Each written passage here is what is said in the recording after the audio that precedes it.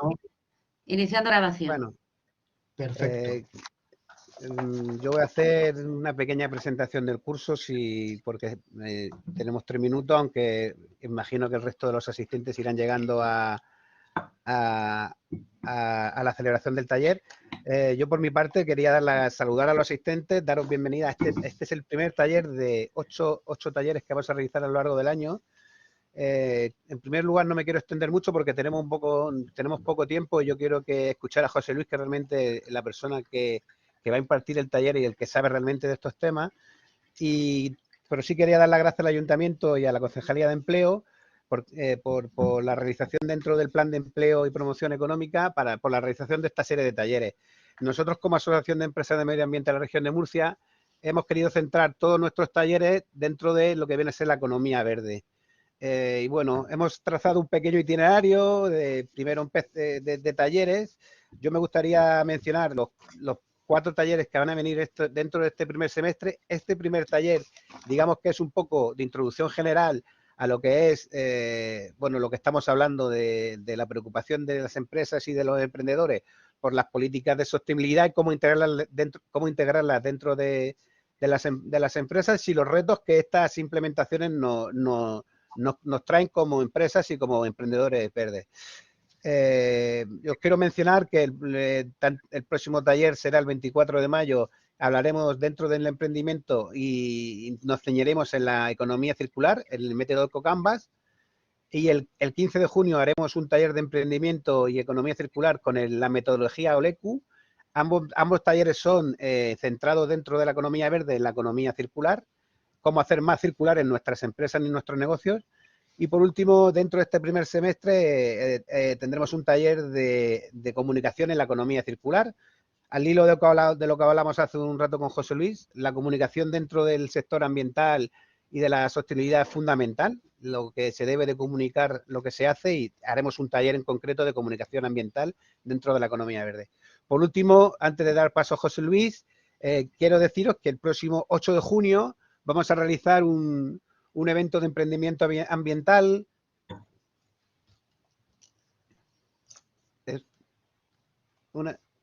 A ver, ¿se me está viendo? Sí. No te veo. Vale. Yo no te veo. Yo te oigo, pero no te veo. Pero no te veo. Sí, yo ahora. Igual. Vale, perfecto. Bueno, ahora todo lo que he dicho no se me ha visto, se me ha escuchado, pero ahora me ponéis cara. Bueno, da igual.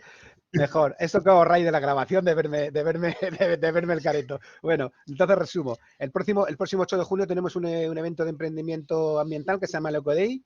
Todos estos eventos y actos os he dejado en el chat, dentro de la página de AEMA tenemos un apartado que se llama convenio de colaboración. Ahí tendréis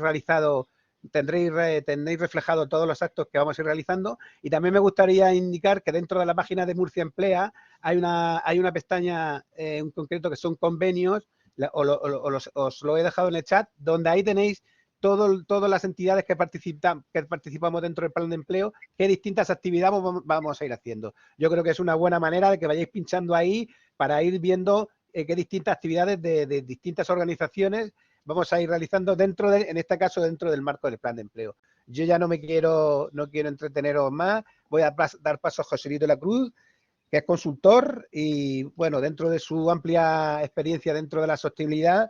Bueno, José Luis, yo te tengo aquí apuntado como secretario de la Asociación para la Sostenibilidad y el Progreso de Sociedades. ¿Es correcto? Sí, esa es una de las cosas, pero también ahora mismo soy el director del área de sostenibilidad de la Fundación Alternativas, desde hace relativamente poco, desde principio de año. Entonces, a lo mejor por eso no lo tenías actualizado. Pero sigo así. Pero así se alimenta el alma, fundamentalmente, que es diferente, que eso otra... Perfecto, pues tenéis el apartado de chat para hacerme todas las consultas que queréis oportunas. Luego entiendo que José Luis darás un turno de intervención si alguien quiere intervenir. Yo quiero que sea una charla abierta, entonces, como tenéis vosotros el uso de los micrófonos, levantáis la mano, si queréis intervenir, intervenimos. Yo no me siento interrumpido en ningún momento, sino siento que son aportaciones vuestras para mejorar, porque al fin y al cabo mi trabajo también es que os interese lo que se está dando, no que sea yo solo hablando a una pantalla, ¿no? Entonces, en cualquier momento que queréis preguntar algo, dudas o que no entendáis, podéis interrumpir, bueno, podéis participar, no interrumpir, participar. Genial. Pues sin más dilación, yo te dejo al mando, José Luis, y vamos a escucharte. Gracias. Vale, pues muchísimas gracias a todos por asistir y a este taller, bueno, esta conferencia sobre ecologización de la empresa, que lo hemos denominado. Antes estábamos comentando con Juan Ramón, que me decía, joder, eso de ecologización, macho, ¿de dónde te sacan los términos y demás? No es nada inventado. Yo me gustaría decir que es una cosa inventada por mí, pero no es nada inventado. Esto de ecologización, ahora salir viendo mi pantalla, supongo, viene fundamentalmente de aquí. ¿Veis? Una comunicación de la Unión Europea del año 2014, o sea, que ya ha llovido desde entonces, que hablaba sobre permitir a las pymes permitir que las pymes se conviertan los desafíos medioambientales en oportunidades. Y en esta misma comunicación, por cierto, os la recomiendo que la leáis, es muy interesante, aunque sea 2014, tiene muchas cosas actuales, por desgracia, todavía. Y aquí, si veis en esta misma comunicación, se dice directamente ecologizar aquí. La ecologización de la pyme con vías a una mayor competitividad y sostenibilidad. O sea, viene de ahí. Y veis que realmente 2014, este epígrafe es totalmente actual. No había todavía fondos Next Generation, no había todavía Pacto Verde, no había todavía Ley de Cambio Climático de la Unión Europea, no había todavía plan de economía circular, pero ya se hablaba de esto. Es decir, que ya estamos hablando de algo que viene de atrás, pero que ha evolucionado mucho en el tiempo y lo que vamos a ver es entonces esa evolución. Quizá aquí en el año 2014, cuando se hablaba de los temas de los desafíos medioambientales, todavía estaba un poco más centrado en los temas del famoso sistema de gestión ambiental ISO 14000 o EMAS. Todo esto ha evolucionado mucho y es lo que ahora mismo también quiero transmitir yo, ¿no? Cómo afrontamos estos retos ambientales, esta ecologización, más allá de lo que ya sabéis todos y ya conocemos todos, que son esos sistemas de gestión ambiental ISO 14000 o EMAS. Como veis, 2014, el primer plan de economía circular de la Unión Europea es de 2015, si no recuerdo mal. Pues bien, vamos a ver ahora, seguir viendo mi pantalla y vamos a ver ya esa presentación. Lo primero que me gusta hacer, y al hilo de lo que hemos visto ahí sobre esa ecologización, es de dónde surge esto, ¿no? ¿Cuál es realmente ese problema que hace pensar que hay que ecologizar el sistema productivo cuando realmente partimos de algo que es muy claro, que es que el crecimiento del PIB a nivel mundial desde el año 1900, vamos a poner 1900, ya que hablan también con cambio climático en 1900, vamos a decir también aquí 1900. Desde 1900, bueno, pues vemos que ha habido un aumento del PIB, ha mejorado la calidad de vida, ha mejorado el bienestar. Entonces, ¿dónde está el problema? El problema está en que efectivamente eso se ha realizado así, pero ¿a costa de qué? A costa de, como veis en la diapositiva, triplicar el uso de materiales, de tal forma que lo que se empieza a ver es que no puedo continuar de esa forma, porque al fin y al cabo no voy a tener materiales suficientes. Lo cual ya me da una idea de digamos, esa necesidad de generar esta economía circular, ¿no? Por un lado. Pero es que además lo que veo es que ese aumento de la riqueza también se ha producido con grandes desigualdades y con un elevado coste ambiental. ¿Cómo vemos el elevado coste ambiental?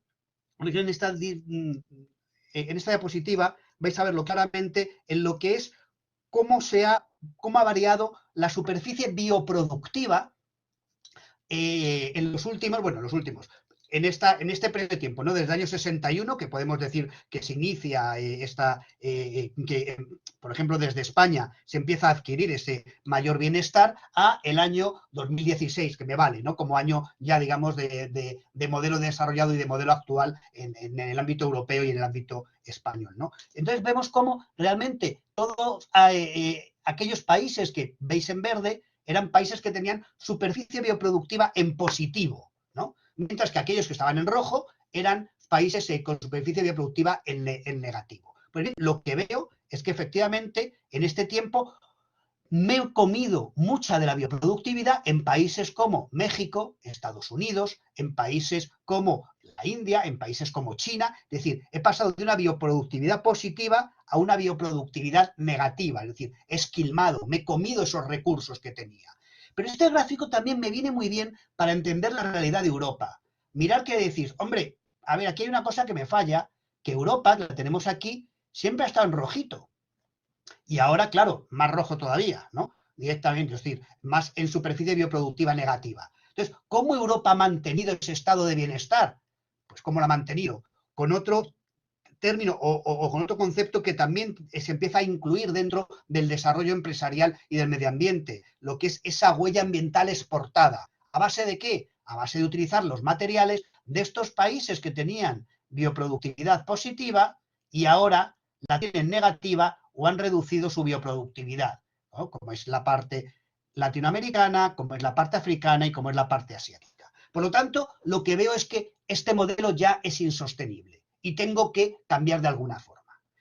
Bueno, esa es la teoría. ¿Qué es lo que tengo en realidad? Aparte de que estoy esquilmando esa bioproductividad, pues que, por ejemplo, en temas de cambio climático, las cosas no están variando. Las cosas, por mucho que siga hablando de medidas y esté implantando medidas, mientras que sí es cierto que la Unión Europea, que la tenéis aquí, ha reducido sus emisiones globales de gases de efecto invernadero, y Japón, que tenéis por aquí, también lo ha reducido un poquito. El resto, Estados Unidos, la India, China, Rusia, el resto de los países, han aumentado sus emisiones de gases de efecto invernadero. Por lo tanto, otra señal más que me dice, empiezo a no tener materiales, los gases de efecto invernadero siguen aumentando, tengo que cambiar mi sistema productivo. Ojo, el tema de usar materiales en la región de Murcia o en España al completo, va más allá del tema puramente ambiental. Es un tema puramente de racionalidad económica. Es que los materiales o los usos bien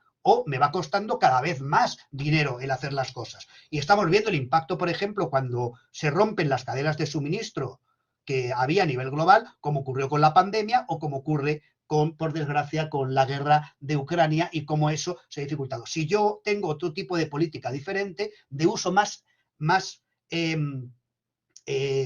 racional de los materiales, el impacto va a ser menor, ¿vale?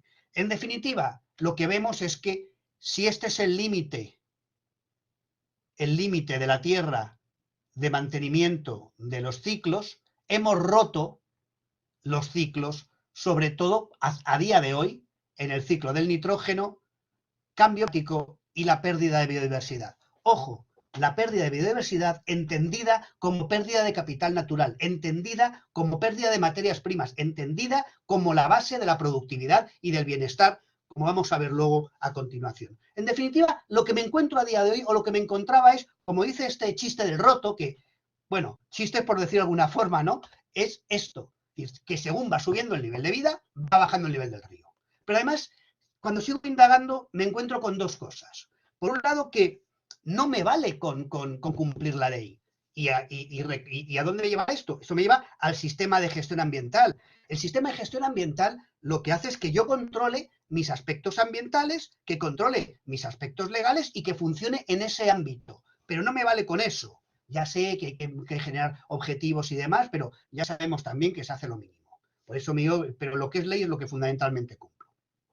Pero ¿qué es lo que me encuentro? Me encuentro ya que la ley tampoco es suficiente. Y vale como ejemplo lo que es el tema de la contaminación atmosférica, en el cual yo, por ejemplo, imaginaos que tengo un sistema de gestión medioambiental y digo, no, si yo estoy cumpliendo con mis emisiones de gases de efecto, con mis emisiones, pero no, gases de efecto invernadero no, que están regulados, con mis emisiones de X contaminante. Pero si yo luego me encuentro, por ejemplo, como ocurre en el tema de las ciudades, que los límites legales que me están marcando la Unión Europea están por encima, el doble y más del doble, de los límites que me marca para la salud la OMS, pues entonces no me vale de nada realmente en ese sentido, ¿vale? Veo que tengo que ir más allá de la legislación. La legislación no es suficiente, o incluso cuando veo que es suficiente, llega tarde. Es decir, que hay, como en el caso del amianto, ya desde el siglo XIX ya hay identificados riesgos por trabajar por amianto por parte de la ciencia, y hasta que llega la legislación y se aplica la legislación, llegamos, por ejemplo, al año 1969, como veis, prácticamente un siglo después. Por lo tanto, veo eso, que tampoco es suficiente la legislación, no me vale como referencia para ecologizar el sistema productivo. Y, por último, lo que sé también es que estoy hablando de algo muy, muy, muy complejo, que no solamente soy yo en la parte de la economía, sino que influye la geopolítica, influye la tecnología, influye la sociedad, influye, todo está interrelacionado. Y, por lo tanto, no es algo fácil de gestionar, no es nada fácil de gestionar. Y sé que tengo que tocar no solamente con mi propia actividad, sino también con ahora involucrar a lo que ya sabéis que se denominan mis stakeholders, mis partes interesadas, ¿no? Y fruto de eso, o conscientes de ello, me encuentro ya que me lo dicen unos locos ecologistas, como es el Foro Económico Mundial, que ya sabemos todos que son locos ecologistas, ¿no? Que ya, si veis, desde el año 2012, ya incluían las emisiones de gases de efecto invernadero como uno de los 5 principales riesgos en términos de impacto para el desarrollo de la economía, y eso ha seguido hasta el momento en que han aumentado, sobre todo, los riesgos ambientales dentro de los riesgos de impacto en la economía, hasta el punto de que en el año 2020 todos los riesgos eran ambientales, y el año pasado nos encontrábamos en que bueno, los 5, si pensáis como yo que la teoría del COVID es un tema por rotura de la barrera que generan los ecosistemas, este también le consideraría ambiental. Pero bueno, vamos a dejarle como directamente como las enfermedades infecciosas, como la pandemia, y ya está. Pero lo que veo son 2 cosas muy interesantes. La primera, que el fracaso de las políticas climáticas es algo recurrente y que sigue estando como uno de los principales riesgos, y que por primera vez desde en el año 2020, y se mantiene el año pasado y se mantendrá este año, la pérdida de biodiversidad ya sí se considera como una variable económica que hay que tener en cuenta. Por lo tanto, yo con esto lo que veo es que cuando hablo de ecologización de pymes, perdón, de empresas, tengo que tener en cuenta que la parte de biodiversidad o el capital natural es una variable a considerar en mi gestión, ya veremos cómo. El cambio climático es otra variable a considerar en mi gestión, ya veremos cómo. Y la economía circular es otra variable a considerar en mi gestión, ya veremos cómo. Esas 3, digamos, como elementos estratégicos de desarrollo, ¿vale? Más allá del cumplimiento legal, en momentos estratégicos. Y que al fin y al cabo es lo que me están diciendo aquí, lo que me está diciendo en este caso el Foro Económico Mundial. Pero bien, ¿en qué situación estamos a día de hoy? ¿Cómo esto se está representando o se está desarrollando en las empresas? Para ver cómo se está desarrollando en las empresas, lo que os he traído aquí es un informe en el que colaboro anualmente desde hace ya bastantes años, que es el análisis de los informes, de las memorias de información no financiera o los informes consolidados. Va cambiando la nomenclatura. Al fin y al cabo, lo que podíamos denominar, porque va a volver esa nomenclatura, esa definición ahora tal como está desarrollando la Unión Europea, las memorias de sostenibilidad de las empresas del IBEX 35. Sirva como referente, porque al fin y al cabo son las grandes empresas, que son las que en principio pues tienen como más claro esta internalización de las variables. Pues bien, lo que me encuentro en principio es que, bueno, primero deciros unas pequeñas pinceladas de lo que es el estudio. Nada, 2 cosas muy básicas para que podamos entenderlo en su concepto. El estudio, ahí aparece, el estudio no interpreta si la empresa actúa bien o mal, simplemente interpreta cómo informa, si informa bien de las variables o no informa de las variables. Es decir, esa transparencia que tiene que haber por parte de la empresa. Yo no te digo si eres bueno o malo en principio, eso ya lo dice la ley, va por otro lado, pero quiero saber cuál es tu gestión empresarial y quiero saber cuál es tu desempeño ambiental en este sentido, ¿no? Eso es lo que se analiza la transparencia, no los impactos, como veis ahí, ¿vale? Para ello, bueno, simplemente un pequeño apéndice, un pequeño paréntesis, se utilizan 163 indicadores distribuidos en 8 dimensiones. O sea que es un análisis intenso y exhaustivo. Pues imaginaros, 163 indicadores por 35 empresas, pues acabo medio loco cuando hago este informe. Pero bueno, eso es otra cuestión. ¿Pero qué es lo que me encuentro? Me encuentro fundamentalmente que me da la impresión de que hay una separación entre la parte técnica y la parte comunicativa, que no debe de haber. ¿Por qué digo esto? Porque se comunica un poco por modas. Se comunica mucho cambio climático, se comunica mucho economía circular. Bueno, ya veremos cómo, ¿eh? Se comunica mucho, pero se ha dejado prácticamente de comunicar la contaminación normal. Prácticamente parece ahora que, que el agua pasa desapercibida, prácticamente las emisiones a la atmósfera pasan desapercibidas, y eso no puede ser, porque lo que hay que haber es una transparencia en la información de lo que haces tú globalmente. Eso quiero que quede claro, porque lo que yo sí os pediría, en primer lugar, si tenéis pensado el hacer esta ecologización, y esta, lógicamente, una vez que haces esa gestión, tienes que informar, es primero hacer un análisis de cuáles son las variables que más me inciden y sobre las cuales tengo que plantear objetivos, y esas, lógicamente, comunicarlas bien, ¿vale? Comunicarlas con diligencia. ¿Vale? Sí, de todas formas, aún así, se ve que la información ha mejorado y ha aumentado a lo largo de los años, y lo que se ve también es que, bueno, bueno, esto es lo que os decía ahora, ¿no? Hay muy dispar, en ocasiones, sí, y luego hay otra cosa que es muy interesante, que es que ha aparecido, bien aparece en GRI y demás, pero la denominada materialidad, el considerar que un aspecto es material o no, y eso es una puerta abierta a que empresas digan que no es material algunas cosas y por lo tanto no informo de ellas.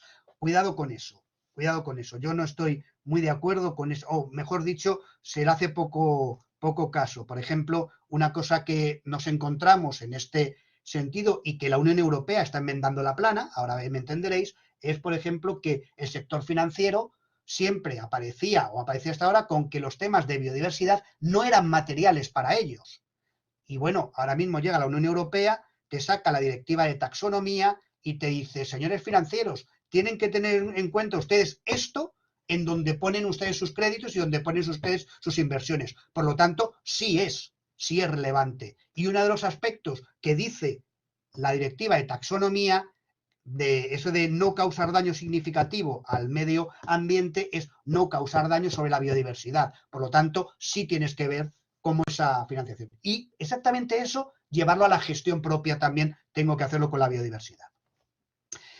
De forma general, sí es cierto que es una de las áreas donde mejor se informa, con mayor calidad, y, como os digo, lo que más se informa es la política y la gestión ambiental, un poco, ¿no? Lo que es lo clásico. Pero ¿qué es lo que ocurre? Y mientras, sin embargo, como os decía, temas de contaminación atmosférica, acústica, lumínica, biodiversidad, agua, son aspectos que se tratan poco. Hay una cosa que también hay que tener en cuenta, eso simplemente por curiosidad, que el sector energético, lógicamente, es el que informa mejor.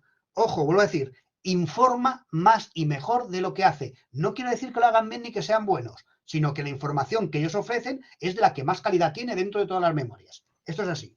Y esto se puede ver. Y sin embargo, lo de tecnología y comunicaciones son de los que peor lo van haciendo. Pero bueno, todo el mundo llegará a aprender. Pero eso es porque se piensan que no tienen implicación en los temas ambientales, que ese es el error.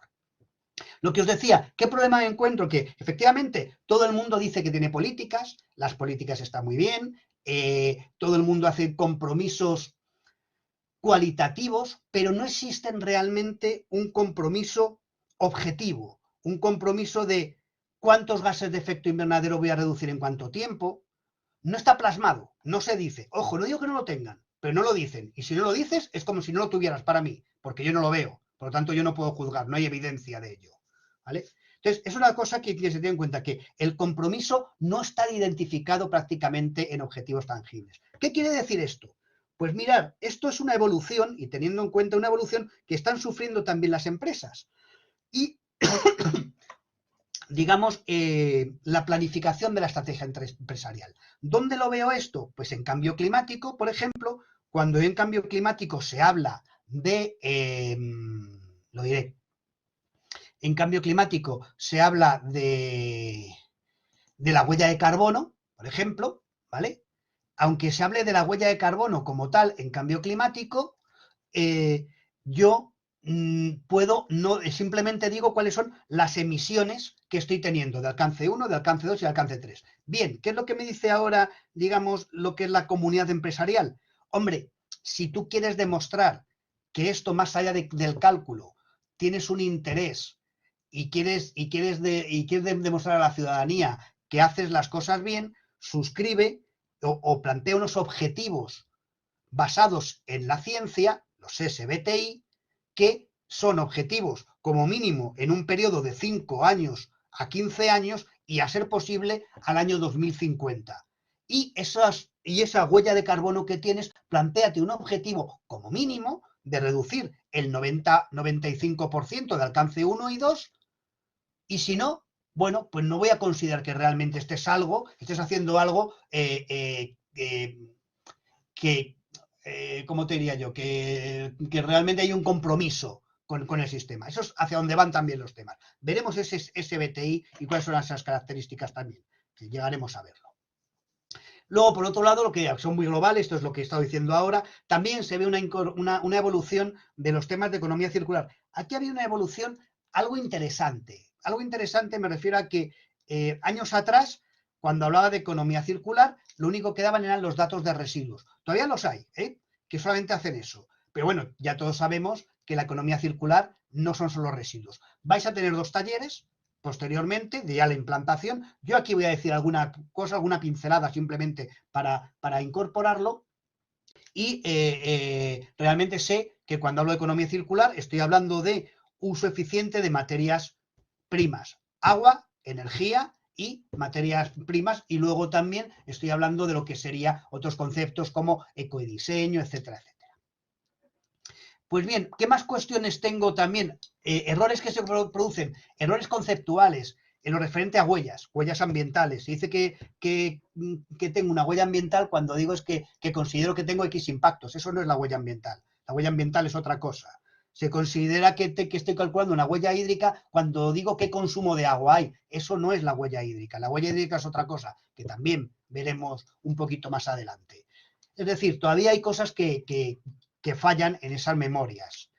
Lo que os decía, y bueno, y con respecto al cambio climático, que está muy bien, un problema con el que te encuentras es que fundamentalmente el cambio climático lo cierran o lo dejan fundamentalmente con el alcance 1 y 2, y pocas empresas son las que acometen ya lo que sería su impacto en toda la cadena de valor, lo que es referente al alcance 3, que sería el alcance más interesante. Si ha habido una evolución muy positiva que hemos visto, que ha sido cómo se empieza a involucrar a los proveedores, es decir, ya sí se empieza a pedir a los proveedores cumplimiento de estándares en materia ambiental. Problema que veo y que creo que es contraproducente con lo que sería el desarrollo, la inclusión de criterios ecológicos en las empresas, que muchas veces se quitan el problema de en medio pidiéndote si tienes sistema de gestión ambiental, certificado ISO 14001. A mí eso me parece que no es el sistema. No es el sistema porque a una pequeña empresa pues la puedo estar destrozando si le pido solamente eso, porque ni tiene recursos, ni sabe cómo hacerlo y no tiene sentido. Es mejor que determinadas prácticas específicas en temas ambientales que me las justifique y que sea mejor un poquito menos exigente, pero bueno, que me vaya demostrando, ¿no? Es una de las cosas que veo yo ahí un poco que todavía tiene que evolucionar mejor, ¿no? Porque es muy fácil decir lo del sistema de gestión ambiental.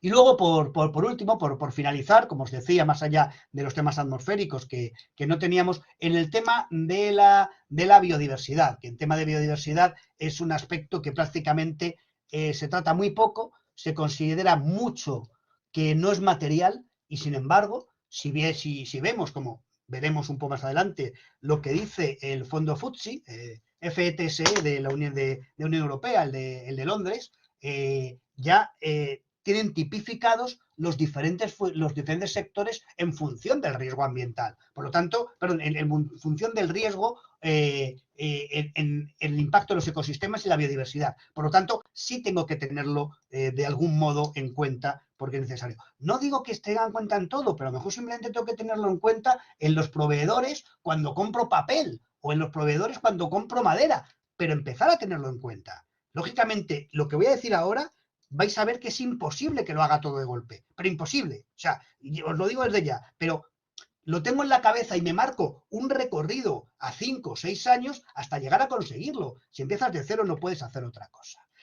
Y bueno, eso es lo que tenemos. ¿Cuál es el camino que tenemos que seguir, ¿no? para internalizar la economía en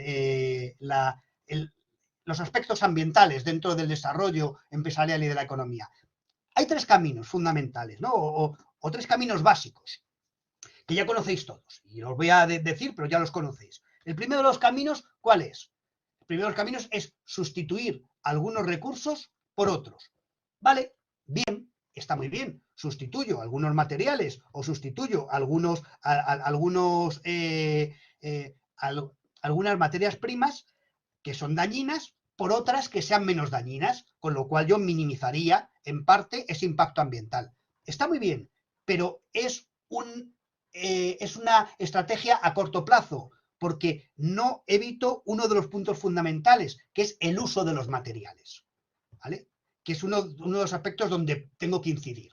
Vale, pues ¿cuál es la segunda estrategia entonces? Usar los materiales de forma respetuosa con el medio ambiente en todo el ciclo de vida. Un sistema tecnológico, usar mejores tecnologías.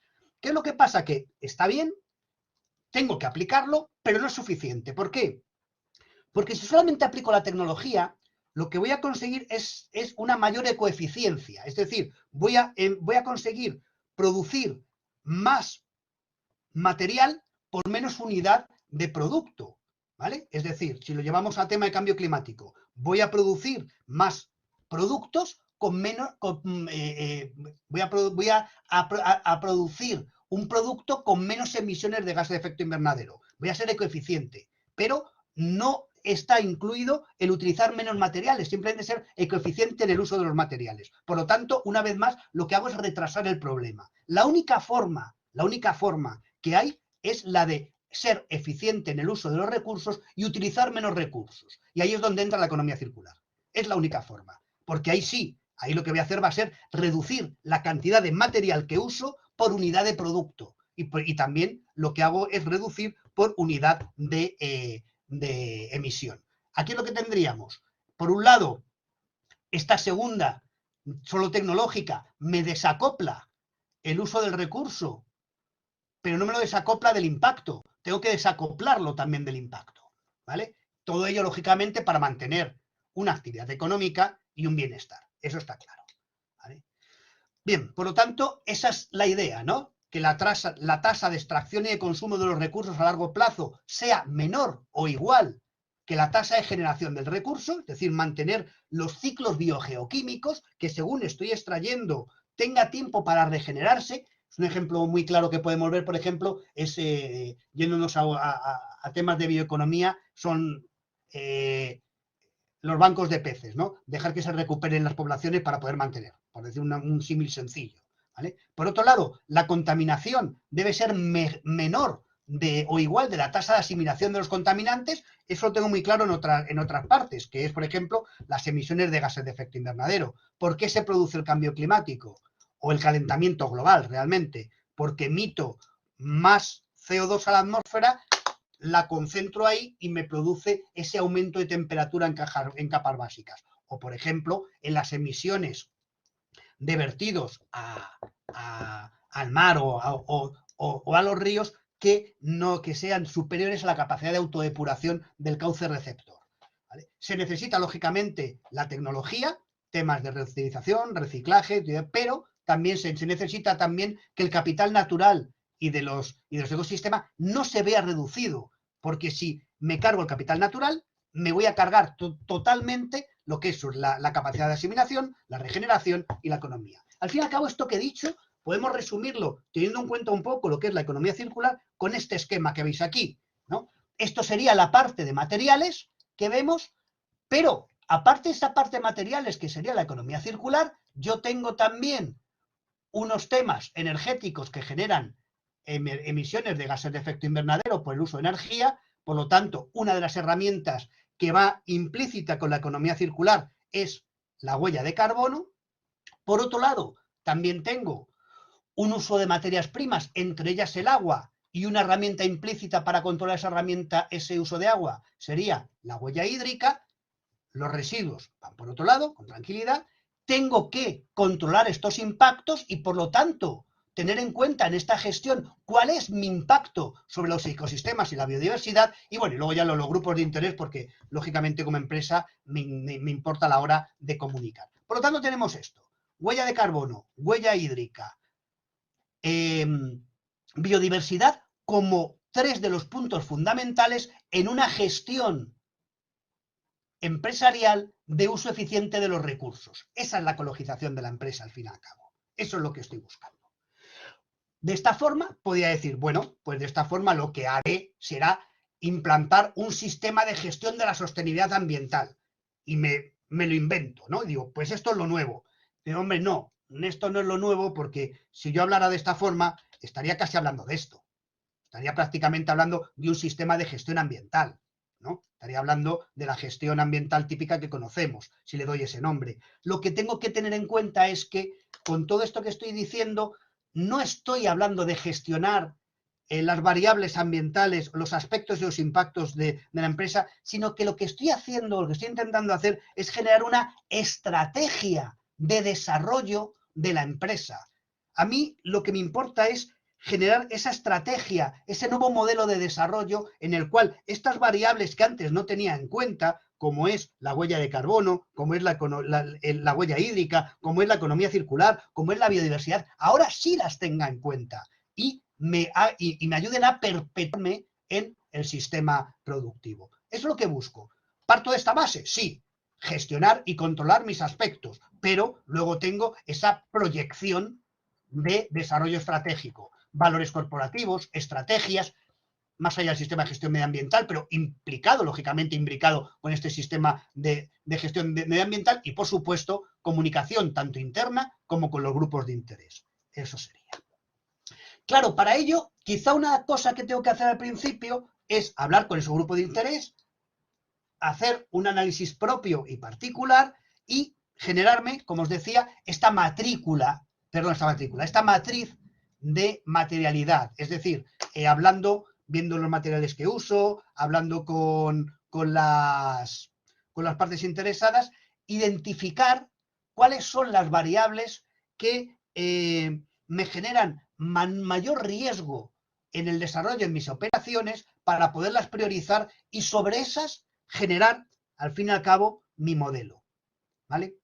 Por ejemplo, partiendo de la base, para que veamos la diferencia también entre el sistema de gestión ambiental y lo que estoy proponiendo ahora de esa ecologización del sistema productivo.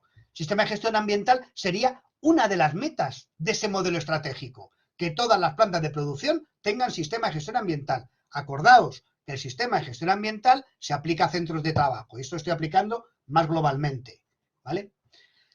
Pero aparte de esta, que esta es una, tengo otras metas que es reducir X% las emisiones de gases de efecto invernadero. O tengo otras que pueden ser la reducción de, en este caso, la reducción de la energía primaria demandada, con unos objetivos. Importante, esa planificación estratégica tiene que ser integrada en un escenario con indicadores que yo pueda representar y pueda ver su evolución. Si no, no me vale de nada. Internamente esto lo voy a tener, porque si no, no me vale. Pero también intentar que sea externamente para que la gente sepa que efectivamente estoy haciéndolo. Y ojo, que si no he cumplido objetivos, podré justificar por qué. No pasa nada. Nadie dice que tengas que ir siempre adelante. Pues hay veces que se producen accidentes. Y lo único que quiero es saber que realmente se producen las cosas y se controlan. Pues bien, entonces, si esto realmente no genero este sistema de gestión ambiental que he dicho yo, de sostenibilidad ambiental, no tiene demasiado sentido, porque lo que estoy generando es una cosa estratégica. ¿Cómo puedo integrar yo la o cómo puedo demostrar yo integrar de forma global para que además sea a nivel internacional más reconocido toda esta gestión empresarial dentro de de la variable ambiental? Pues a mí se me ocurre, y es otra de las partes que hacen muchas de las empresas cada vez más y que no tiene que estar separado de la parte de ecologización, que es incluir mi acción ambiental dentro del cumplimiento de los ODS y de la Agenda 2030. ¿Vale? Permitirme en 2 minutos una pequeña licencia histórica de dónde vienen esos sistemas de gestión de la Agenda 2030. ¿De dónde viene la Agenda 2030? La Agenda 2030 es la agenda heredera, o mejor dicho, los ODS, los Objetivos de Desarrollo Sostenible, son los herederos de los ODM, de los Objetivos de Desarrollo del Milenio, que se acabaron en el año 2000 lo diré, pero se generaron en el año 2000 en la cumbre de Nueva York y duraban hasta el 2015. Entonces, en la cumbre de Río, Río +20, en el año 2012, 20 años después de la cumbre de la Tierra de 1992 en Río de Janeiro, se dice, hombre, a ver, los objetivos de desarrollo del milenio ya están cumpliendo, hay que empezar a sustituirlos y se generan esos ODS, que son aprobados en 2015, igual que el Acuerdo de París. ¿Vale? Estos ODS tienen una peculiaridad, o tienen varias peculiaridades con respecto a los ODM. Los ODM estaban más diseñados para los países, pero estos ODS los generan de forma universal, es decir, se pueden aplicar en todos los países, en todo tipo de entidad, bien sea empresa, organización, ONG, administración pública, todos pueden aplicarlos. Y luego integra, lógicamente, las 3 variables, social, económica y ambiental, y también incluye lo que es ese tema de no dejar a nadie atrás, que sabéis que incluye también el Acuerdo de París en esa transición justa, ¿no? Además de ecológica, una transición justa. Con respecto a los anteriores, la evolución que tienen, que es muy interesante, es que en este caso diferencian 5 bloques, personas, planeta, prosperidad, paz y asociaciones, y de los ODM, que son estos 8 que tenéis aquí, donde sufre una, digamos, diversificación es en el aspecto ambiental, fundamentalmente, que veis que de un ODM solo que había, ahora hay 5, y en este de prosperidad, en el cual se incluyen objetivos muy transversales, dentro de los cuales, bueno, aquí este me sobra, yo lo pondría, este de aquí, del planeta, le pondría aquí en prosperidad, ¿vale? El 12. En este caso no estoy muy de acuerdo con esto. ¿Por qué? Porque este es el que me representa, sí, quizá el que me representa la economía circular, pero yo lo pondría aquí, lo pondría en esta parte de aquí de prosperidad, porque es el de uso eficiente de los recursos. Y luego, bueno, luego el de alianzas también, que ocurre por aquí, el de paz y demás. Pero bueno, estos son los ODM, que al final vosotros los habéis visto siempre de esta forma. Para entenderlos en cuanto a la gestión empresarial, a mí me gusta ponerlos de una forma diferente. De una forma, como lo podéis ver tanto lo dice Naciones Unidas como lo dice el Centro de Investigación de Sostenibilidad de Estocolmo, que es de esta otra forma, en el cual lo que vemos, bien sea de una forma, bien sea de otra, lo que vemos es que, me quedo con este de Naciones Unidas, para conseguir el bienestar de las personas, es decir, cumplir los objetivos de bienestar, lo primero que las personas tienen que tener es trabajo decente, ciudades saludables, lugares donde poder trabajar, acceso a la energía y al agua, un consumo eficiente de los materiales que tengan, pero para poder producir todo esto, tengo que mantener los ecosistemas, los impactos del cambio climático y los ecosistemas tanto marinos como terrestres. Si yo me cargo la base natural, los ecosistemas, no voy a tener materiales en los que yo pueda dar a la gente trabajo, ni voy a poder tener, por lo tanto, bienestar, ni acceso a educación ni a sanidad. Esto es lo que se representa directamente de esta forma. Por lo tanto, la integración de estas variables, las variables ambientales, son esenciales para conseguir el bienestar. Y por lo tanto, si yo en la empresa empiezo a introducirlas, podré ser garante de lo que estoy contribuyendo a los ODS. Rápidamente, también, bueno, me estoy pasando ya del tiempo. No voy mal del todo. Pensaba que iba peor. No voy bien, pero no voy mal del todo. Por lo tanto, lo interesante será integrar los ODS en las organizaciones. Es decir, cuando hablo de esa ecologización, puedo hablar de esa integración de los ODS. No pasa nada. Ahora vais a ver por qué no pasa nada, sino todo lo contrario. Para integrar esos ODS, esto no son recetas mágicas, y son recetas que se van a repetir en todos los sistemas, porque todos nacen fundamentalmente del círculo virtuoso de Dahmen, ya sabéis, de la mejora continua, ¿vale? Por un lado, lo que tengo que ver es establecer cuál es mi posición con respecto a los ODS. Primero, saber cómo es mi empresa, hacer ese mapa de la cadena de valor, identificar cuáles son los ODS que a mí me pueden estar implicando fundamentalmente, porque sobre los 17 a lo mejor no tengo que actuar o no es necesario que actúe, ¿no? Pero identificar cuáles son esos ODS sobre los que yo tengo implicación. Pues hombre, voy a tener implicación seguro sobre el de trabajo decente, voy a tener implicación seguro sobre el de consumo y producción, voy a tener implicación seguro sobre el de cambio climático, pero a lo mejor no tengo implicación sobre el de ciudades. O a lo mejor no tengo implicación sobre el acceso a la energía para todos, ¿vale? Es lo que tengo que identificar sobre cuáles, y una vez que identifique sobre cuáles tengo que ir la implicación, priorizar cuáles son aquellos sobre los que voy a empezar a actuar. Ojo, no digo que desestime el resto sobre que son importantes para mí, sino hago una priorización para marcarme un plan y una estrategia. Y también para verlo, pues bueno, pues hacer ese análisis un poco abordando, ¿no? Un poco también con lo que dice el sector y luego, lógicamente, exponer los resultados. Para ello, una de las cuestiones que me va a llevar va a ser, una vez que identifico esos ODS y los que priorizo, identificar acciones a corto, medio y largo plazo e identificar, lógicamente, una serie de indicadores clave de rendimiento, que ahora está muy de moda el término KPI, ya lo sabéis, sobre estos ODS en concreto que he recogido. Vais a verlo luego en un cuadro mucho más claro, ya veréis. Pasos básicos para integrarlo, que no os voy a resolver nada. Sí os voy a dar, digamos, pues algunas pequeñas pautas de cómo puedo empezar a trabajarlo de forma interna para ver hacia dónde voy. Los pasos esos 4. Conocer y reflexionar, relacionar, comprometerse e integrarlos.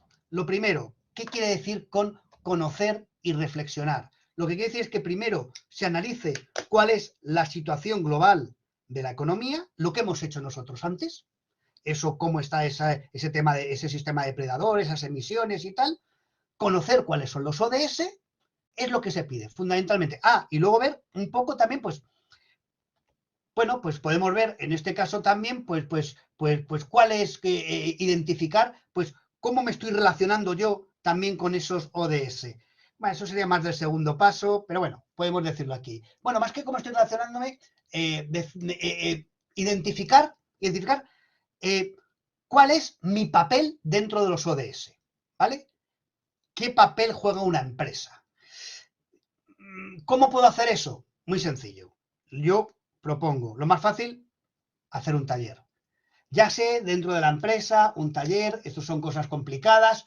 Bueno, lo puedo poner dentro de mi plan de formación y lo puedo empezar a utilizar de esa forma. Y si no, una empresa consultora que contratéis y que ellos sepan movilizar. Y si no saben movilizar, pues a contratar otra que sepa hacerlo. Pero vamos, el tema, la mejor forma es hacerlo de esta forma. Este primer taller, nada, 45 minutos y luego debate, en el cual se exponen estas cuestiones y luego se hace ver, ¿no? Cuáles son el papel que representa los diferentes estamentos, en el cual ya meto aquí a las empresas y ya entonces me hago consciente de cuál es mi papel dentro de estos ODS y sobre ese papel que tengo en los ODS sabré priorizar y desarrollar acciones, ¿vale?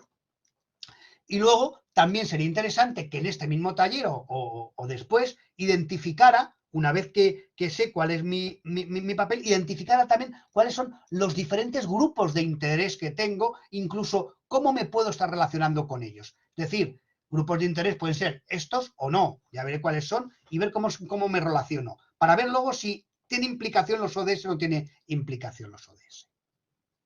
El segundo paso, como hemos visto, es relacionarlo. Identificar cuáles son los ODS que se relacionan fundamentalmente con el trabajo. Ya no identificar el papel de la empresa, sino identifico los ODS con mi cadena de valor y con mi sistema de producción, lo que os he dicho. Y luego también ver un poco lo que es análisis general de lo que están haciendo también otras organizaciones, ¿no? Pues a lo mejor el mismo sector ya tiene identificado, pues me ayuda, esas cuestiones. Y lo siguiente sería ya elaborar o definir el compromiso. Es decir, dentro de estos ODS que he detectado, en los cuales influyo o tengo influencia, priorizar cuáles son los que más impacto tengo, negativo o positivo. No tiene por qué ser que tenga impacto negativo, puede que ser que tenga impacto positivo sobre ellos y lo que tenga que hacer es potenciarlos, ¿vale? Seleccionar un objetivo general, unas metas y sobre ellos seleccionar indicadores que me permitan hacer un seguimiento y una medición de cómo estoy evolucionando, siendo muy cautos, que esos objetivos y metas, ya sabéis, que tienen que ser siempre específicos, medibles, con límites en el tiempo y que sean alcanzables, realistas, pero ambiciosos, ¿vale? Y, lógicamente, hacerlos públicos. ¿Cómo puedo hacer eso? Otra vez, puedo hacer otro sencillo taller de otros 3/4 de hora, en el cual lo que haga es llevar eso en principio, escoger 2 de los ODS al azar o 2 de los principales para que esos sean, digamos, donde voy a hacer mi primer plan de acción, ¿vale? Y sobre esos 2 ODS realizar al menos una acción por cada una de las líneas o metas que identifica ese ODS y luego abrirlo a debate dentro de todo el grupo. Qué grado de participación se le da a los grupos de interés involucrados en ese ODS, cómo se alinea con las políticas existentes ya en la empresa, implican o no implican los derechos humanos, se tiene en cuenta el enfoque de género, se identifica efectivamente, al fin y al cabo se identifica esas acciones. En definitiva, esto es lo que quiero construir, más o menos. Es decir, yo he identificado ODS, en este caso he puesto aquí todos los ambientales, ¿no? Los que hemos visto. El ODS 13 de adaptación al cambio climático, el 14 de ecosistemas marinos, el 15 de ecosistemas terrestres y el ODS 6 de acceso al agua. Y dentro de estos ODS, que yo he considerado que son importantes para mí, por mi cadena de producción y por lo que yo produzco, he identificado que los objetivos relevantes son estas metas, la meta 13.3, 13.4a de los ODS. Esto simplemente es meterte en la página de ODS, te vienen identificados objetivos y metas y tú ves qué metas de esas son las en las que tú puedes actuar como empresa y las identificas ahí, ¿vale?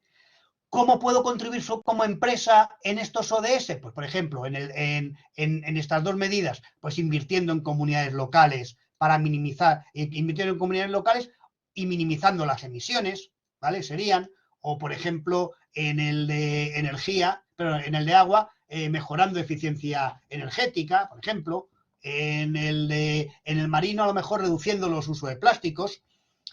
Identifico posteriormente en dónde aplica ese ODS. En este caso, por ejemplo, cambio climático múltiple. ¿Por qué? Porque es a través de toda la cadena de valor. Pero a lo mejor en el marino, pues solamente es en el consumidor, diciéndole al consumidor que no tiene los plásticos donde no debe, por ejemplo, ¿no?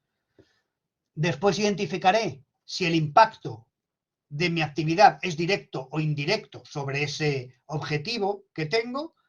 El área geográfica en donde aplico, ahí he puesto por defecto España, pero bueno, si es región de Murcia, región de Murcia. Y si es una empresa multinacional, pues a lo mejor es España, África y yo qué sé, y Oceanía, yo qué sé, ¿sabes? En función de dónde esté desarrollándose. ¿Qué tipo de impacto está produciendo mi empresa? Si es negativo o positivo. Por ejemplo, hemos puesto aquí, en este caso, el impacto es positivo en el de ecosistemas terrestres. Pues no sé, a lo mejor porque tengo una empresa que se dedica a la silvicultura responsable y el impacto es positivo, por decirte algo.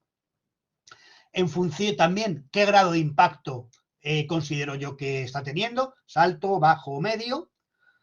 La contribución de la empresa a ese impacto. Sí, pues, y luego también la relevancia final sobre la empresa. Esta relevancia final para la empresa es en función de si el impacto es positivo o negativo, si es alto, medio o bajo. Con eso haría esa matriz de materialidad, por ejemplo, y definiría en dónde voy aplicándolo. ¿Vale? Una vez que tengo ya esto identificado, ya sé lo que voy a hacer, ya he priorizado y a lo mejor el primer año acometo sobre este que me sale sería sobre este y este, que son los de mayor relevancia, el de ecosistemas terrestres y el de cambio climático, pues ya lo que debería hacer es directamente integrar objetivos y acciones dentro de la política general de la empresa. Sé que ahí no os descubro nada nuevo, que esto es lo que hacéis con gestión medioambiental y con otras muchas cosas, pero es que no hay que descubrir nada nuevo, es simplemente cambiar el enfoque para aplicar las cuestiones en gran medida.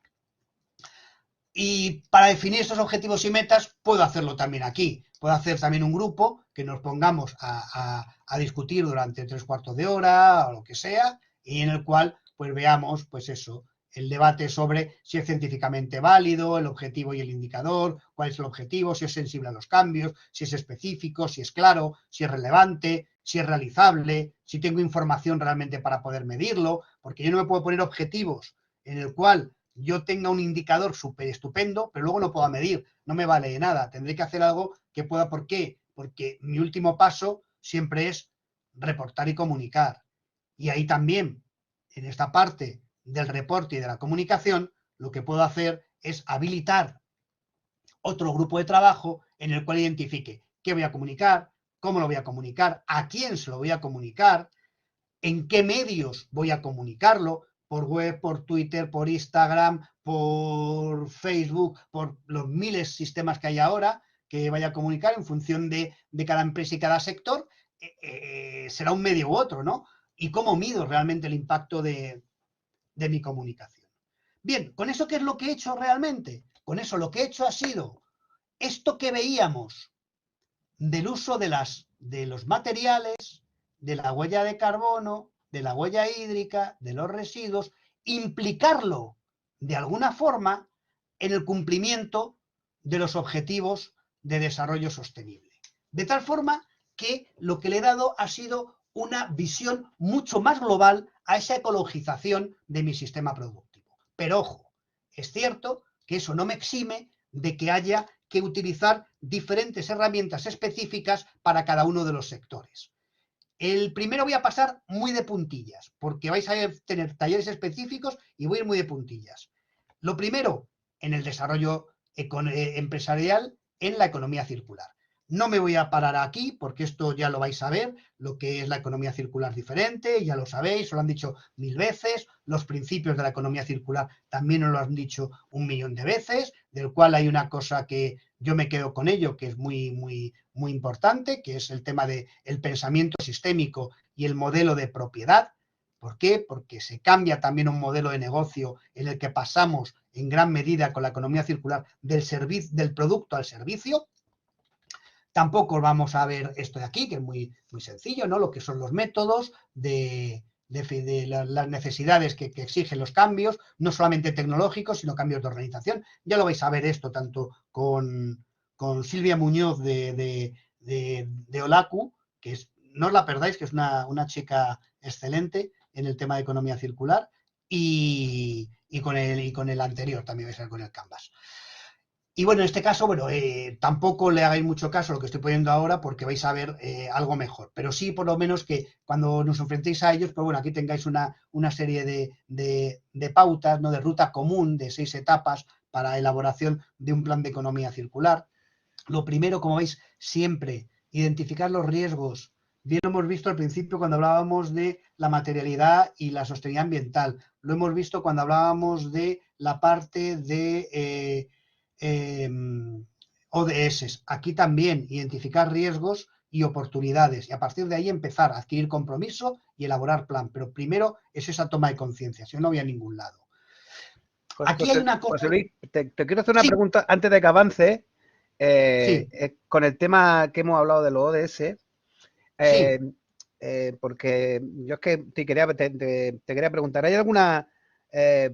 porque todo esto de medir y todo esto de los ODS, los cumplimientos y tal, la matriz que has puesto tú ahí, ¿Tú crees que se debe de culminar en un documento, alguna especie de memoria de cumplimiento de ODS, de un documento específico? Si eso está ya de alguna manera reglamentado, cómo hacer una memoria de ODS, si hemos avanzado tanto o no. No sé si me podrías tú aclarar un poco cómo crees tú que dentro de esa estrategia de cumplimiento de ODS, si a lo mejor sería interesante hacer un documento específico de estos cumplimientos de ODS o un documento más global. No sé ¿qué opinas al respecto? Sí, yo creo que cuando se hace una memoria de sostenibilidad, lo ideal es empezar por los ODS y luego ya ir hacia abajo con los aspectos ambientales. Si veis, por ejemplo, para ver, guías hay, pues puedes encontrarte muchas de muchos sectores, ¿no? Hay otra cuestión también que puedes tener en cuenta ahí, que es, por ejemplo, si te metes en el World Business Council, ¿no? Que ahí tiene muchas referencias también de guía para CEOs en la internalización de los ODS en la empresa. Tienes por ahí, ¿no? Hay algo también que puedes tener también de Forética, creo que tiene algo parecido, si no recuerdo mal, también en ese sentido. Y luego también otra forma que puedes verlo es mirándote las memorias de sostenibilidad de las empresas del IBEX o de algunos que hacen, porque todos están utilizando los ODS. Dan casi más importancia a los ODS que luego a los aspectos ambientales. ¿Por qué? Porque los ODS, yo me he centrado en los ambientales, que es mi negociado, ¿no? Como se suele decir. Pero claro, cuando hablas de ODS, tienes toda la parte social y que es donde a ellos también les mola hacer muchas cosas. Toda la parte de igualdad, toda la parte de lucha contra la pobreza, de lucha contra el hambre. Claro, eso les da mucha más visibilidad. Yo me centro en los ambientales. Pero sí, yo creo que es importante, como os he dicho, en la diapositiva ver esta relación, ¿no? Uy, perdonad, aquí. A ver, aquí. Esta relación de los ODS con lo que son las diferentes pautas y los diferentes aspectos. Eso a mí me parece muy interesante. Muy bien. Pero sí, a ver, no hay ninguna fórmula oficial, por así decirte. Pero vamos, tienes ejemplos por todos lados para poder hacerlo. Vale. Sin problema. ¿Vale? No te quiero interrumpir, que todavía te queda camino. No, nada, no te preocupes, no interrumpes, todo lo contrario. Todo lo contrario, yo lo agradezco. Bien, más cosas que teníamos. Hemos visto esto, que bueno, esto te digo que es los temas de economía circular. Hay una cosa que es interesante, que sí os quería poner aquí en respecto a los temas de la economía circular, que es ese uso de herramientas, ¿no? Aquí, por ejemplo, cuando hablo de economía circular o hablo, una herramienta que se dice siempre es, vamos a utilizar el análisis de ciclo de vida. Bien, vale, bien. Si hablo de análisis de ciclo de vida, tengo que irme al completo, porque cuando yo cojo la ISO de análisis de ciclo de vida, la 14046 de análisis de ciclo de vida, yo lo primero que me dice la ISO es que marque el alcance de ese análisis de ciclo de vida. Y el alcance de ese análisis de ciclo de vida puede ser tan pequeñito como de la cuna a la puerta, que eso no lo hace nadie, o de la puerta a de la puerta al consumidor, o sea, quedarse aquí directamente en la puerta, o puede ser de la cuna a la puerta, ¿vale? O puede ser de la cuna a la tumba, pero cuando hablo de economía circular no tengo ninguno de estos. Cuando hablo de economía circular estoy hablando de la cuna a la cuna. Si no, no sería economía circular. Por lo tanto, el análisis de ciclo de vida es una herramienta que me ayuda para empezar a implicar los temas el análisis de ciclo de vida, para empezar a implicar los temas de economía circular, porque me permite eso, ¿no? Saber cómo hacer este mapa de ciclo de vida del producto, pero sé que el alcance es de la cuna a la cuna, no estoy hablando de economía circular, si no estoy hablando de otra cosa diferente, ¿vale? Es una cosa de las que tengo que tener en cuenta. Pero ojo, yo vuelvo a decir, esa herramienta es muy interesante. Y luego, lógicamente, lo que decíamos, la implantación, medición del progreso y la formación. Nunca se os olvide la parte de medición y la parte de información. Es fundamental, ¿vale? Lo que sería esta parte. Pero ya os digo, esto lo vais a ver claramente con Silvia Muñoz y demás, pero me quedo en esta otra parte, que es la parte que también emana y es ecologización de la empresa o la introducción de la variable. Primero, cambio climático.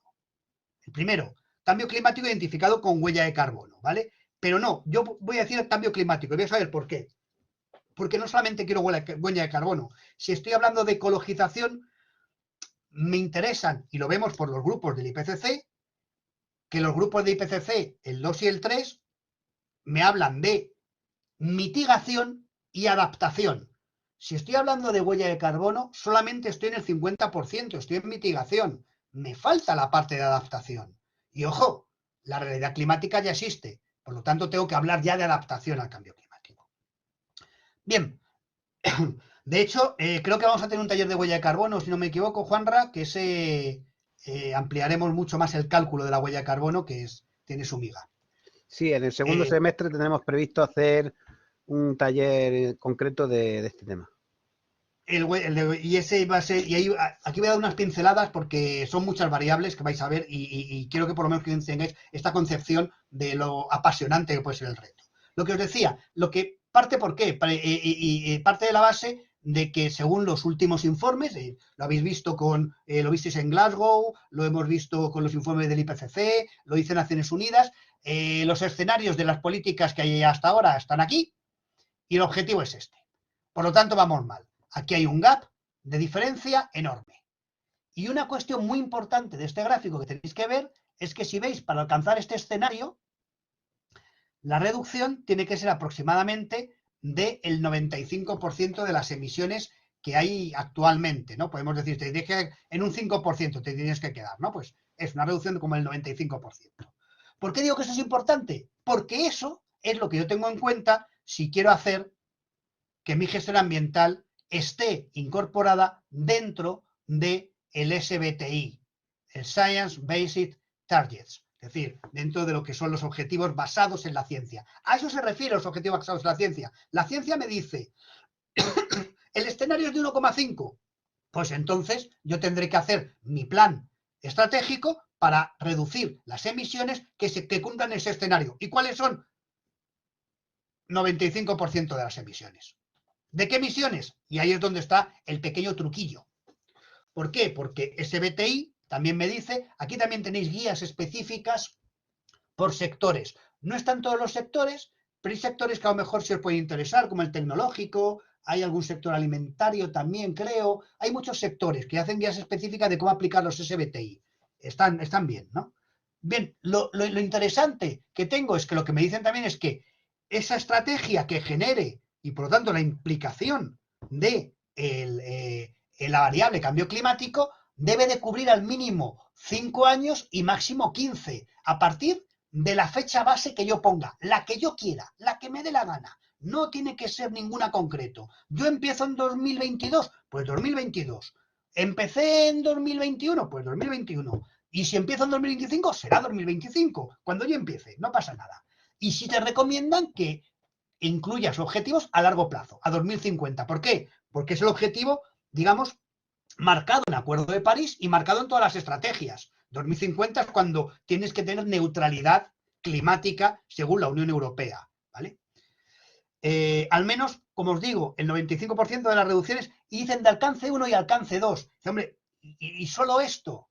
A ver, bueno, en principio yo creo que puede ser suficiente. ¿Por qué? Porque me coge prácticamente gran parte del consumo energético. Alcance 1 me coge el consumo energético de todos mis combustibles, mis fuentes de combustión, y alcance 2 me coge el consumo eléctrico. Por lo tanto, bueno, incido mucho en ese tema de la energía, que es muy importante, y con eso es más controlable. Pero también me dicen, si tú has calculado tu huella de carbono y resulta que más del 40% de tu huella de carbono es producto de tu cadena de valor, es decir, temas de viajes, temas de residuos, temas de consumo de agua, etcétera, etcétera, entonces tienes que también ponerte objetivos en el alcance 3.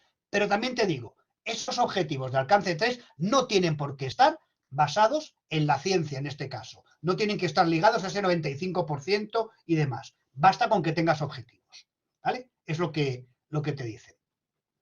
Y ya está, y con eso tendríamos cuestión pues más que suficiente. En definitiva, lo que me dicen es, selecciona un año base, selecciona un año objetivo, mide las emisiones 1 y 2, en los cuales tendrás que marcar el objetivo basado en la ciencia, y mide mide el alcance 3 y márcate un objetivo de alcance 3. Yo lo pondría como obligatorio, ¿vale? Aunque digan que no, pero yo creo que no está de más el ponerlo de esta forma.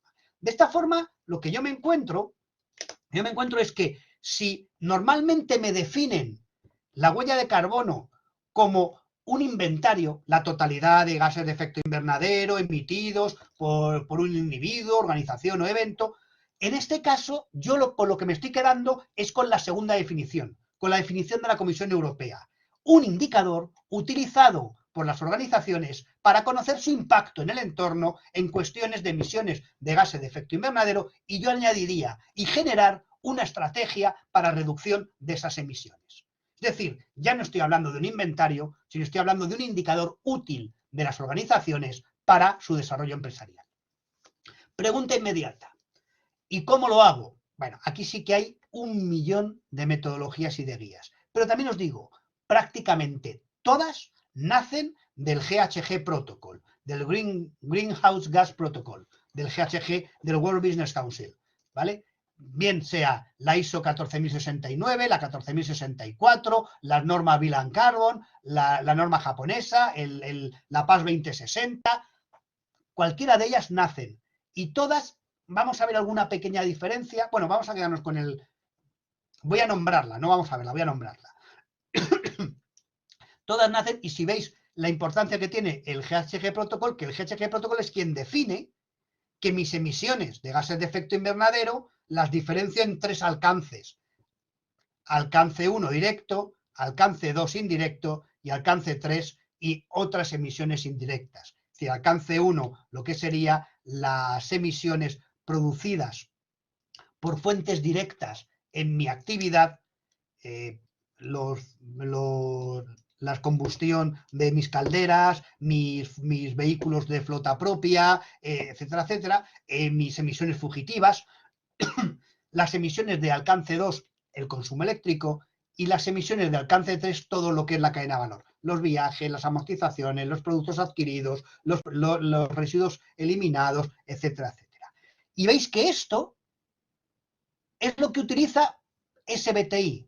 Primero fue HG Protocol. SBTI es relativamente joven, de 2017, 18 quizá. Perdonadme que me puede bailar alguna cifra. Tengo, no sé si, tengo un pequeño cacao a veces con las cifras, con la pandemia. Ha hecho un roto en mí con los años. Me bailan cifras. Pero bueno, eso son, creo que le pasa a todo el mundo.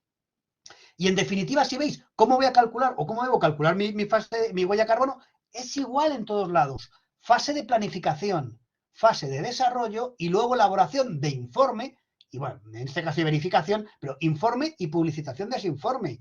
Lo más complicado que tiene en este caso la huella de carbono, ya veremos en este taller que os invito a que os apuntéis, será de dónde obtengo cómo diseño mi inventario y de dónde obtengo mis factores de emisión, ¿vale? Que es lo más importante, porque el cálculo al fin y al cabo es la cantidad o el consumo por el factor de emisión, no tiene ninguna complicación. Lo complicado es buscar ese factor de emisión, es una labor más de hormiguita y de búsqueda que de cálculo complicado, ¿eh?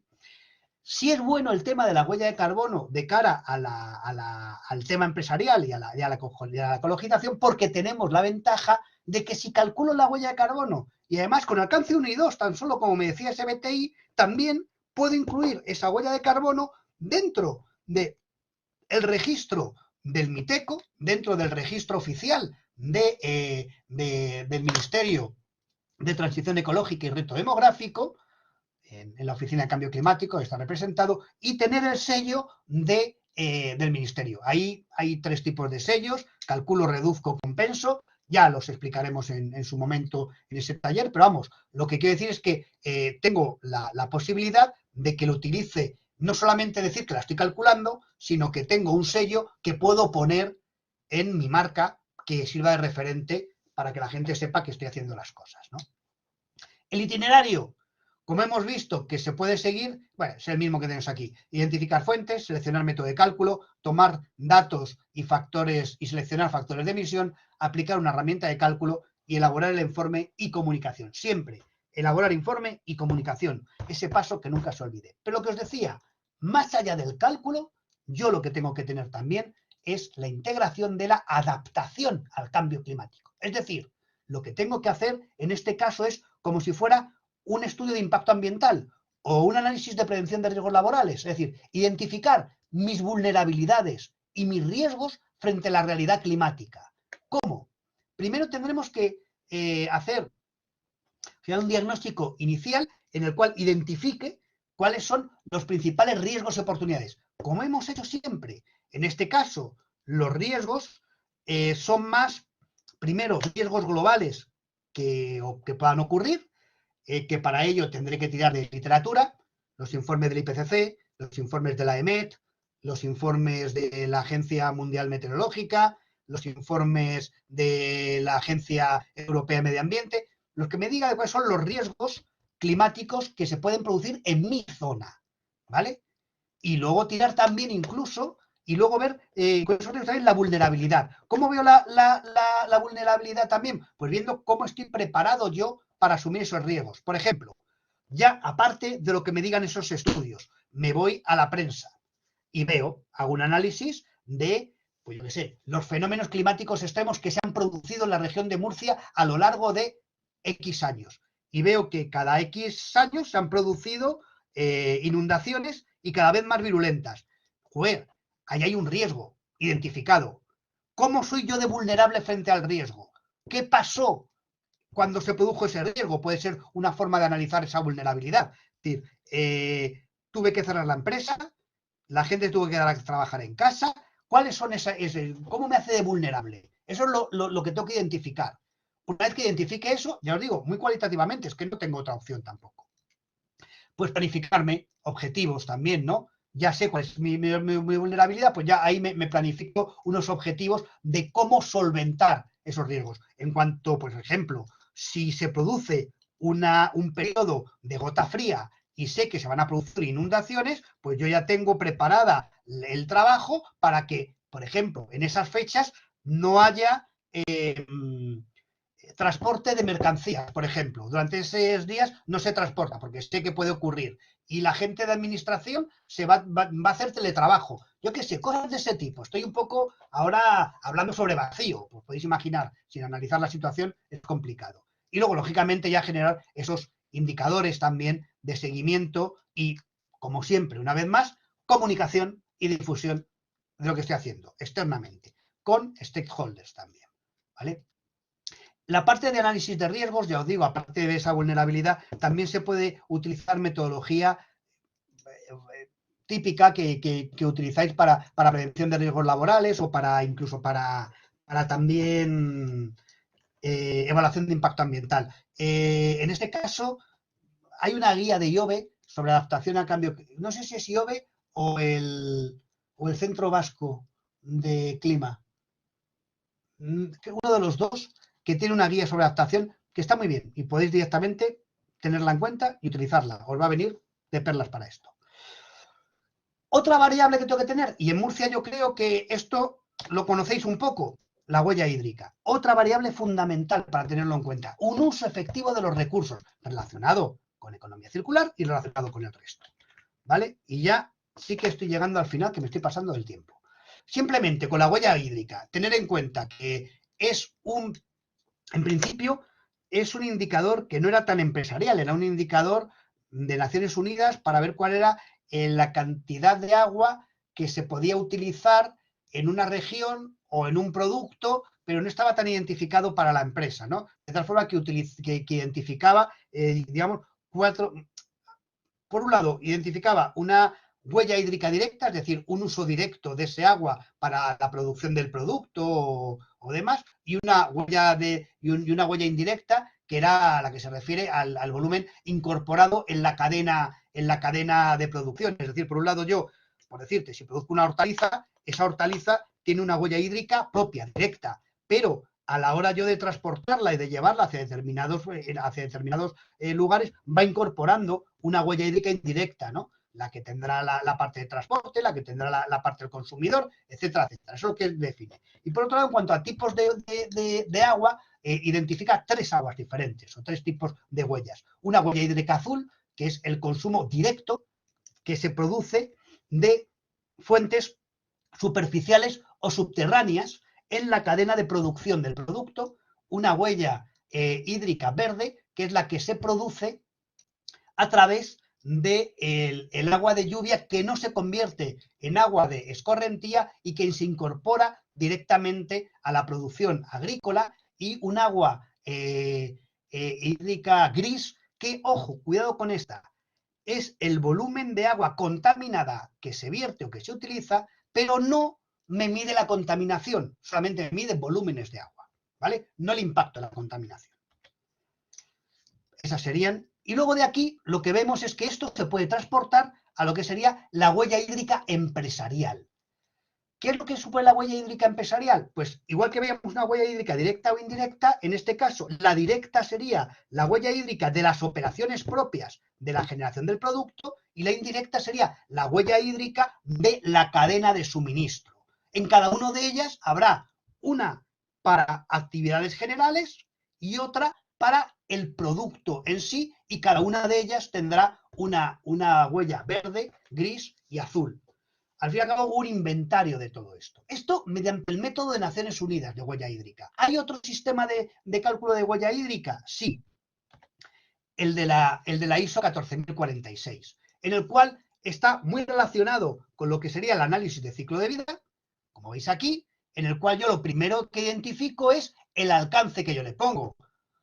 De la cuna a la puerta, o de la cuna a la tumba, o de la cuna a la cuna, como yo quiera.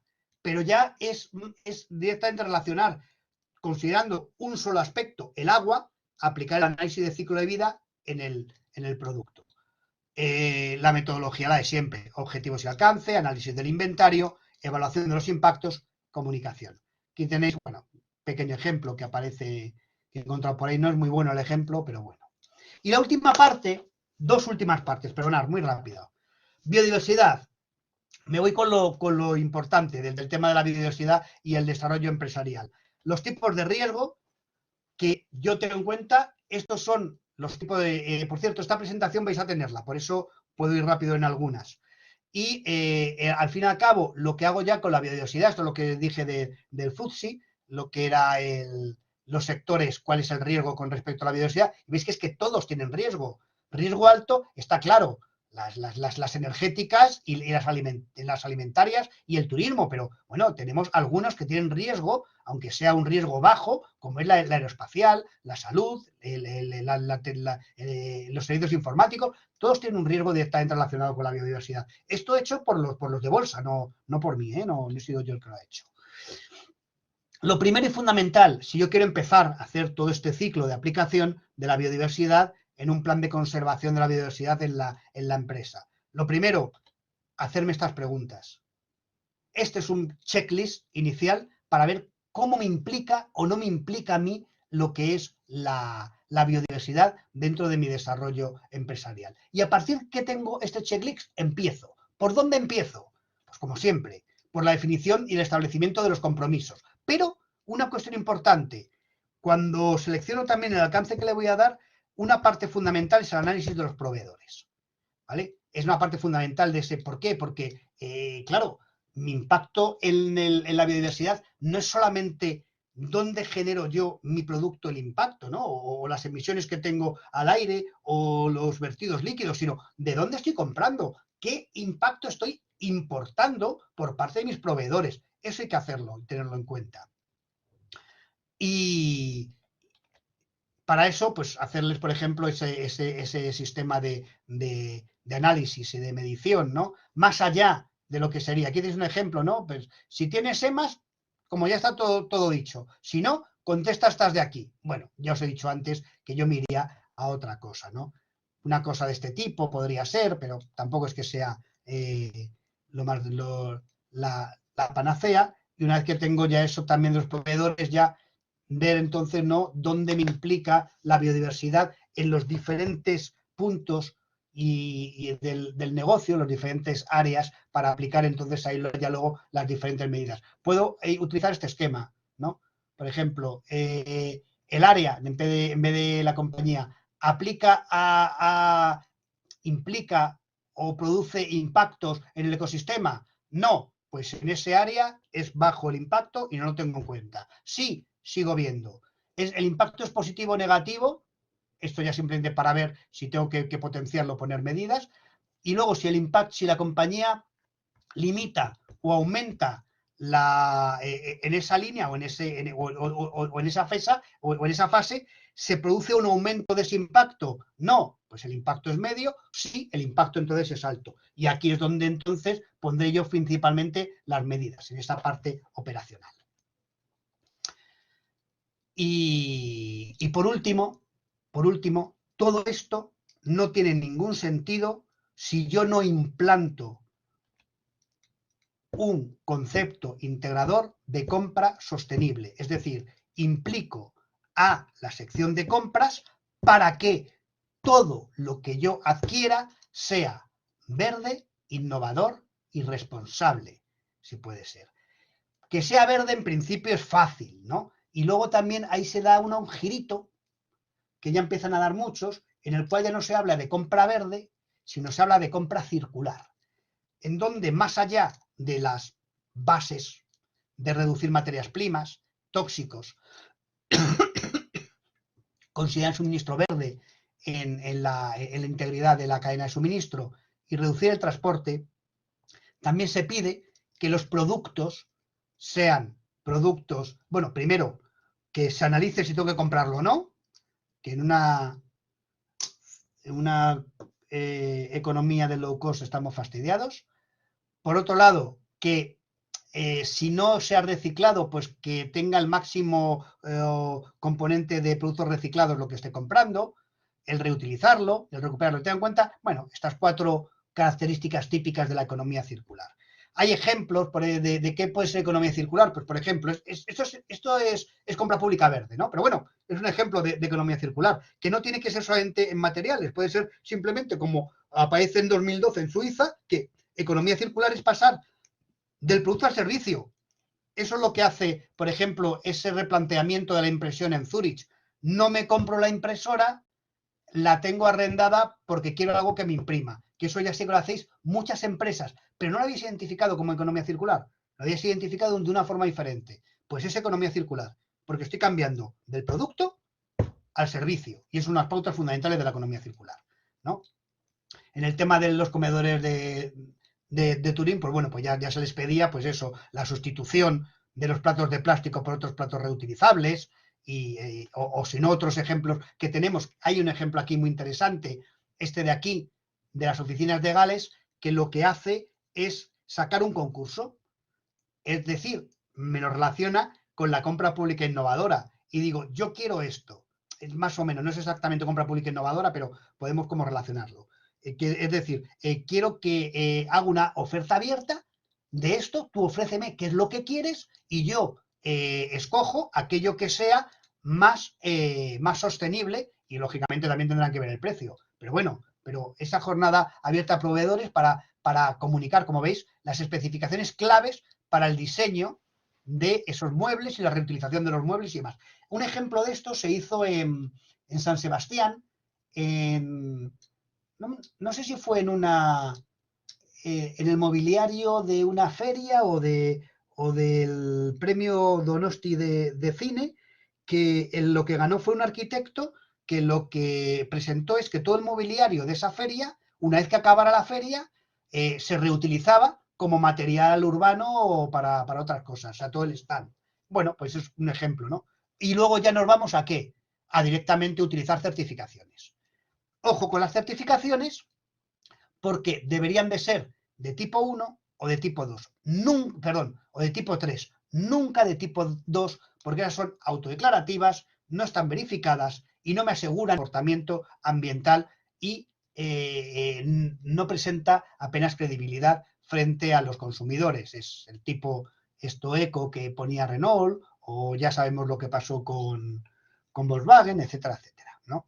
Mientras que las de tipo 3 son las declaraciones ambientales de productos, muy específicas, ya sabéis que están muy bien, y las de tipo 1 también basadas en criterios múltiples y tiene que ver también el ciclo de vida, aunque no necesita por qué abarcar todo el ciclo de vida, pero son tanto el Ecolabel como el Blue Angel o el Nordic Swan de Ecolabel el cisne nórdico, el ángel azul o la ecoetiqueta europea. Y la implantación, simplemente ver, esta es el mismo ciclo de Deming que hemos visto, y con lo que ya concluiríamos toda esa ruta que necesitábamos, porque al fin y al cabo lo que sabemos que está en juego no es la supervivencia del planeta, sino el estado de bienestar que queremos mantener dentro del planeta. Y nada más, muchas gracias por escucharme, y me he pasado un poco de la hora. No te preocupes, ha sido muy, muy interesante. Has avanzado temas que realmente no has podido profundizar, pero que profundizaremos en talleres más adelante. Y bueno, no sé si nadie quiere, no he visto que nadie haya realizado ninguna pregunta. Seguro que hay preguntas por hacer, pero te las iremos transmitiendo en futuros talleres. Y como bien has dicho, haremos llegar esta presentación al resto de participantes del taller, a todos los participantes, y bueno, subiremos la grabación del taller. José Luis, muchas gracias. Estos temas a veces ya sabes que son como son, el medio ambiente, el sector ambiental, pero queda muy dinámico, ha sido muy didáctico y por lo menos por mi parte ha sido muy ilustrador. La idea era dar una visión muy global de todas las aristas que tiene y todas las patas que tiene lo que es el tema de ecologización, porque como luego ya comentaste que se hacen talleres más específicos, pues ver un poco todos los alcances y luego ya que se pueda desmenuzar en futuros talleres todas estas aristas. Esa era la idea que quería. Si lo he conseguido, pues objetivo cumplido. Muy bien. Pues muchas gracias y gracias a todos por participar de este taller. Nos vemos en el próximo taller que bueno, os iremos informando. Muy bien. Gracias a vosotros. Un saludo. Hasta luego. Chao.